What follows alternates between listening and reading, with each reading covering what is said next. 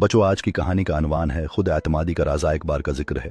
एक नन्हा सा खरगोश मन्नी एक बड़े जंगल में अपनी माँ के साथ रहता था। मनी बहुत डरता था। वो कभी अकेला बाहर नहीं जाता, न ही दूसरे जानवरों से बात करता था। वो हमेशा कहता, मैं ये नहीं कर सकता। एक दिन जंगल में एक मुकाबला हुआ, दौड़ का मुकाबला। सब जानवरों ने हिस्सा लिया। मनी की माँ ने कहा, मनी तुम भी हिस्सा लो। मनी ने कहा, मैं तो हार जाऊंगा। माँ ने प्यार से कहा, बेटा जीतना जरूरी नहीं, कोशिश करना अहम है। मनी ने माँ की बात मान ली और दौड़ में शामिल हो गया। इब्तदा में वो सबसे पीछे था, लेकिन जब उसने खुद पर यकीन करना शुरू किया और तेज दौड़ना शुरू किया तो आहिस्ता आहिस्ता वो आगे बढ़ता गया। आखिर में वो दौड़ तो नहीं जीत सका, लेकिन सबने उसकी हिम्मत और कोशिश की तारीफ की।